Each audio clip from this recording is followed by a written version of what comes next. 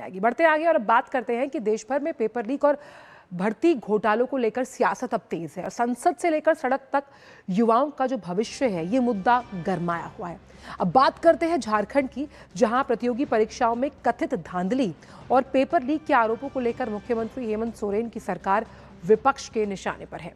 एक और राज्य में छात्र युवा पारदर्शी भर्ती की प्रक्रिया मांग को लेकर आंदोलन कर रहे हैं, तो दूसरी ओर बीजेपी संसद से लेकर सड़क तक सरकार को घेर रही है। बीजेपी का आरोप है कि दिल्ली में कांग्रेस पेपर लीक पर केंद्र सरकार को घेरती है, लेकिन झारखंड में अपनी सहयोगी सरकार पर चुप्पी साध लेती है। इसी मुद्दे पर बीजेपी सांसदों ने संसद परिसर में प्रदर्शन करते हुए मुख्यमंत्री हेमंत सोरेन के इस्तीफे और पूरे मामले की सीबीआई जांच की मांग की है।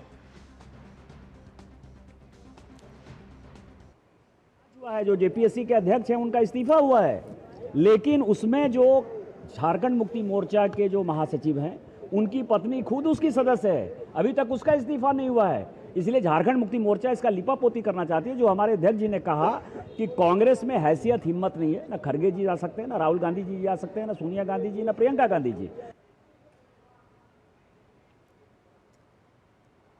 झारखंड राज्य में कांग्रेस के समर्थन से उस राज्य में सरकार चल रही है और लगातार तब से लेकर के अब तक विगत 6 वर्षों से जो पेपर लीक परीक्षा के पूर्व चाहे उत्पाद सिपाही की भर्ती की बात हो, जेपीएससी की बात हो, सीजीएल की बात हो, जेएसएससी की बात हो, उत्पाद सिपाही की भर्ती की बात हो। उत्पाद सिपाही में तो दौड़ के क्रम में 19 बच्चे का मौत हो गया। कांग्रेस पार्टी वहां मुंह क्यों नहीं खोलती है? कांग्रेस पार्टी मुंह दबा के रखती है। कांग्रेस का झारखंड में मुंह बंद क्यों है? झारखंड मुक्ति मोर्चा क्यों जांच नहीं करा रही है?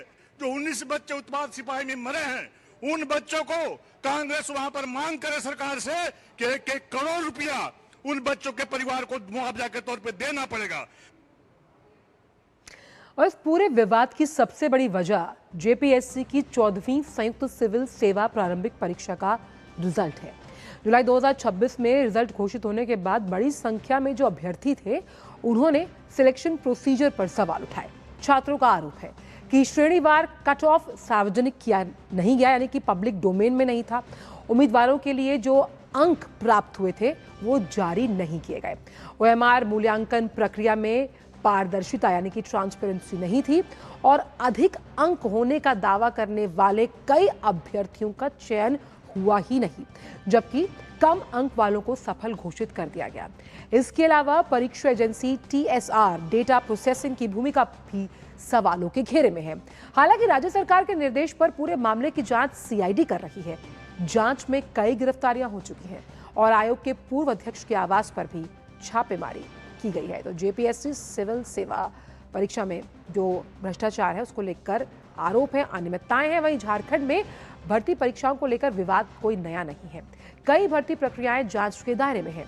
अनियमितताओं के आरोपों के बीच आयोग ने हाल ही में 9 भर्ती परीक्षाएं जो थी उन्हें स्थगित कर दिया। झारखंड में पिछले कुछ वर्षों में कई परीक्षाएं विवादों में रहीं। इनमें जेपीएससी, जेएसएससी, उत्पाद सिपाही भर्ती, जेएसी बोर्ड और नीट यूजी जैसे मामले शामिल हैं। 11 अप्रैल को रांची पुलिस ने छापेमारी कर 159 अभ्यर्थियों समेत 164 लोगों को हिरासत में लिया। वहीं 28 जनवरी 2024 को आयोजित जेएसएससी सीजीएल परीक्षा की तीसरी पाली का प्रश्न पत्र लीक होने के आरोपों के बाद परीक्षा रद्द करनी पड़ी। फरवरी 2025 की अगर बात की जाए तो उसमें जेएसी की 10वीं बोर्ड परीक्षा के हिंदी और विज्ञान के प्रश्न पत्र जो थे वो वायरल हुए। दोनों परीक्षाएं दोबारा करानी पड़ी। वहीं नीट यूजी 2024 पेपर लीक जांच में भी झारखंड के हजारीबाग से जुड़े अहम सुराग सामने आए हैं। तो झारखंड भर्ती परीक्षाओं पर विवाद है। आप देख सकते हैं कि कथित अनियमितताएं इसमें शामिल हैं। आप समझिए कि जिनको ज्यादा नंबर्स की उम्मीद थी वो मान रहे थे वो सफल होंगे, उन्हें नंबर्स नहीं मिले, और जिन्हें ये था कि उनके कम नंबर है उन्हें ज्यादा नंबर्स देकर सफल घोषित कर दिया गया। और दिवाकर कुमार झा इस बड़ी खबर पर जुड़े हुए हैं। दिवाकर, क्या हो रहा है झारखंड में? और ये सिलेक्टिव नरेशन, इसका जिक्र मैं पहले भी कर रही थी राजेश राज से कि भाई अगर दिल्ली में कुछ होता है तो कांग्रेस झंडा दरबारी करती है, लेकिन अगर उसी की सहयोगी पार्टी जो कि इस पर सत्ता पक्ष में है झारखंड में और पेपर लीक के कई मामले सामने आए, यहां पर करती है, ऐसा क्यों? देखिए, निश्चित तौर पर झारखंड में लगातार जो मुख्य विपक्षी दल है, भारतीय जनता पार्टी, आजसू पार्टी और इसके अलावा कई सामाजिक संगठन लगातार सड़कों पर है, वो विरोध दर्ज करा रहे हैं कि जिस तरीके से झारखंड की तमाम जो परीक्षाएं हैं पिछले 6 वर्षों में लगातार उसमें जो धांधली के आरोप लगे हैं, कथित तौर पर पेपर लीक के आरोप लगे हैं, उसकी एक अनगिनत, जैसा कि आप लगातार जानकारी भी दे रही कि जेपीएससी, जेएससीसी, तमाम जो ऐसी परीक्षाएं यहाँ पर झारखंड में राज्य सरकार द्वारा ली गई है। और कहीं ना कहीं इसके अलावा जो कॉलेज की परीक्षाएं हैं उनमें भी पेपर लीक के मामले उजागर हुए हैं और कम जो नंबर वाले विद्यार्थी थे वो पास कर दिए गए।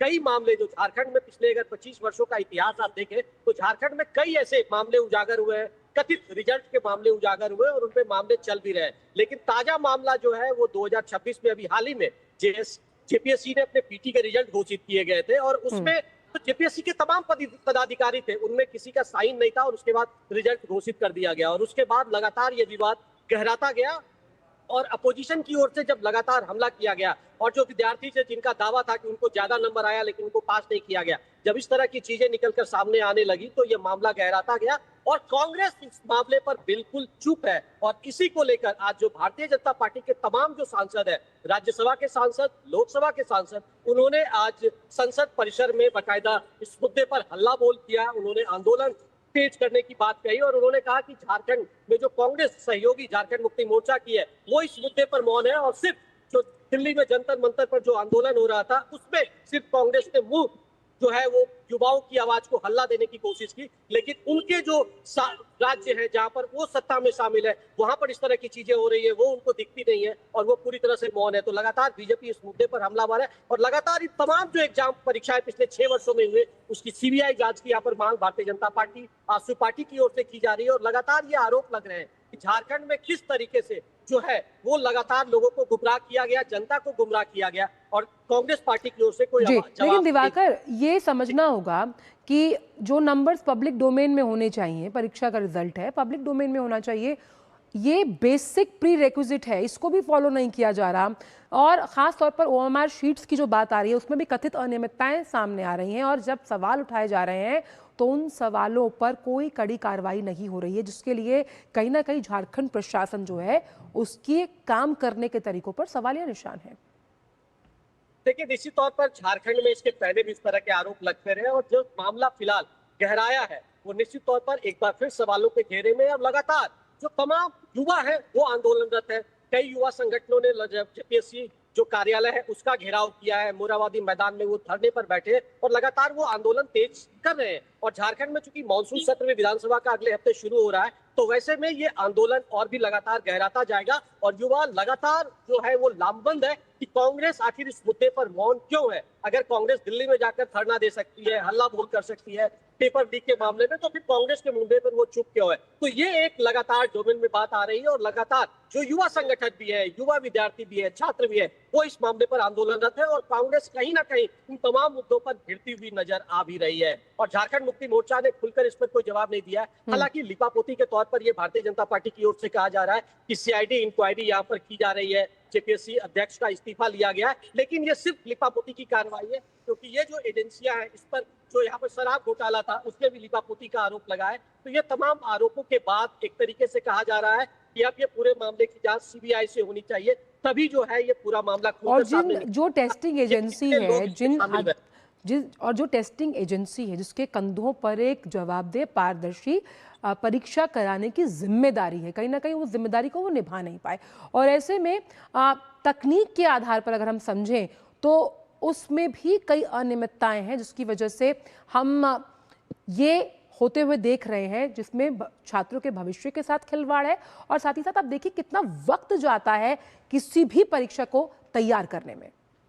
देखिए, निश्चित तौर पर तकनीक की बात भी अगर करें, झारखंड में जिस एजेंसी को यह जिम्मा दिया गया जेपीएससी का एग्जाम लेने का, जेएससीसी का एग्जाम लेने का जिम्मा दिया गया था, वो कंपनी जो है वो ब्लैक लिस्टेड कंपनी उसको किया गया था और उसके बाद भी उसको जो है वो एग्जाम देने की जिम्मेदारी, लेने की जिम्मेदारी दी गई थी। और ये लगातार जो कथित तौर पर जो हम कह सकते हैं कि मामले उजागर हो रहे हैं, तो इसमें कहीं ना कहीं जो गिरफ्तारियां हो रही है वो कंपनी से जुड़े हुए लोगों की गिरफ्तारियां हुई है और उसमें कई ऐसे कंपनी के कर्मचारी थे जो जेपीएससी क्वालिफाई कर रहे हैं, जेसीसी के एग्जाम में क्वालिफाई कर गए, उत्पाद सिपाही में वो नौकरी कर रहे हैं। तो ये ऐसी शिक्षक भर्ती का जो भी मामला यहाँ पर हुआ है उसमें भी अब सवाल उठ रहे हैं कि वहां पर भी कई फेजेज में रिजल्ट निकाले गए। जो भर्तियां थी उसमें 5 फेज में नौकरी की भर्तियों के रिजल्ट निकाले गए। तो कहीं ना कहीं जो सारी नियुक्ति प्रक्रिया है वो लगातार झारखंड में गिरती हुई नजर आ रही है और अपोजिशन इसको लेकर हमलावर है। बिल्कुल, और तो पूरे सवाल कई हैं जिसका जवाब झारखंड प्रशासन और वहां की सरकार को देना होगा। बहुत बहुत शुक्रिया दिवाकर इन तमाम जानकारी को हमसे साझा करने के लिए।